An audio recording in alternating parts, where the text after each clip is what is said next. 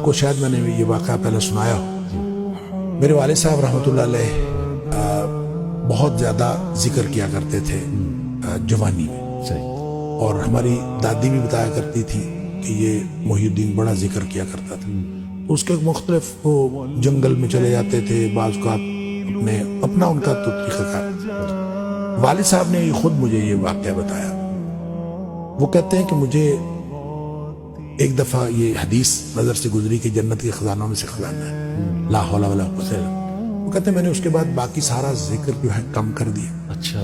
تو سب سے زیادہ اسی کو پڑھا, لا حول ولا قوت.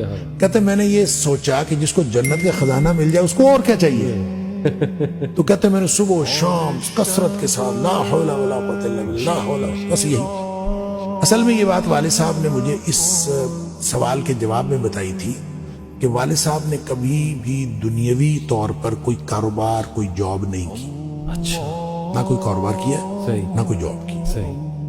16 بہن بھائی ہم تھے جن کو پالا ہوں. تو میں نے ایک دفعہ ان سے پوچھا تھا کہ ابا جی آپ کو کبھی زندگی میں کاروبار کرنے کا خیال نہیں آیا؟ ان کا آیا تھا, ان کا کاروبار کا خیال آیا تھا جوانی میں.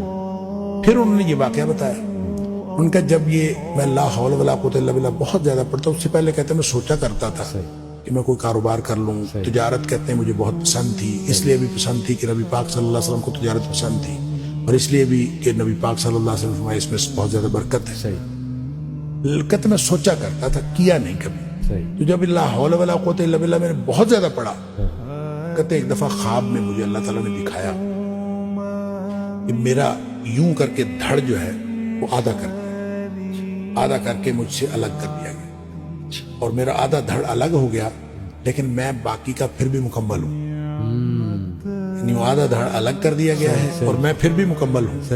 اور مجھے خواب میں ہی بتایا گیا, یہ سمجھایا گیا کہ تیری دنیا ہم نے تجھ سے الگ کر دی.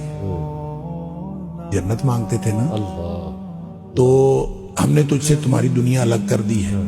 تو والد صاحب یہ فرمایا کرتے تھے کہ اس کے بعد مجھے زندگی میں کاروبار کرنے کا خیال بھی نہیں آیا. اس سے پہلے خیال آتا تھا, کیا تو پہلے بھی نہیں تھا, اس سے پہلے خیال آتا تھا, اس کے بعد کبھی کاروبار کرنے کا خیال بھی نہیں آیا.